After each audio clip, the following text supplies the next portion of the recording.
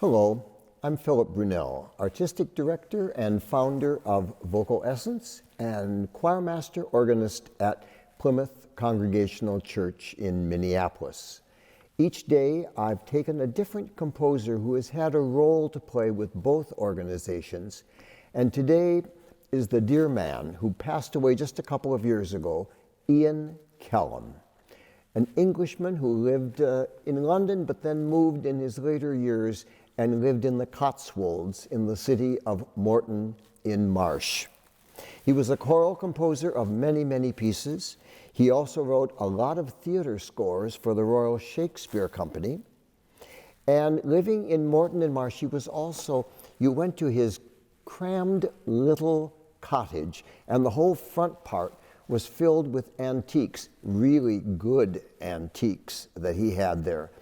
But he didn't really care if people came to buy them, so they were just in his cottage. I got to know him because one of the things that I have done forever is that if I do a piece by a composer, I know that often they have no idea that someone has performed their music, so I always have sent a program, a note, something. So it was in 1970 that the Plymouth Choir sang a beautiful anthem called A Hymn to Jesus. So I sent a little note to Ian. I didn't have his address, so I sent it to his publisher and said, please forward this. That's fine, I didn't expect anything. 6 months later, I got a letter from Ian Kellam, and he said, you were so kind, thank you for writing to me, and I hope you don't mind, and I've enclosed a new anthem for your choir. And so we got this piece called Now Well May We Mirthus Make. And then since then, many, many, many wonderful pieces have come from Ian. Ian loved melody. I love the story. His friend Peter Maxwell Davies came to him one day and said, oh, Ian, melody has returned. To which Ian said, it never left. So this is a piece of his called The Road Ahead. And it was performed first by a young school in Morton in Marsh, and then it had its premiere here in this country with Sigrid Johnson and the Choir of Women at St. Olaf College.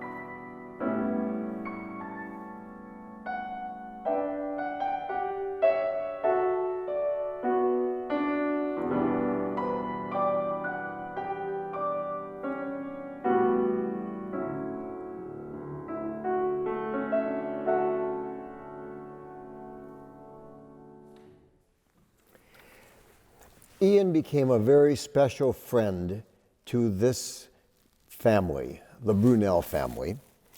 And one of the things that he did was to write a number of hymns for us, not just for the Brunelles, but for Plymouth Church. I remember that one of the hymns he wrote, at another occasion, Dominic Argento was in the congregation. He came up to me afterward in his usual Argento way and said, "Did Ian Kellam really write that hymn?" And I said, "Yes." "Well, just tell him I am in awe, because the most difficult thing to do is write a beautiful hymn." So I thought, to end this today, what would be more fitting than to play one of his hymns?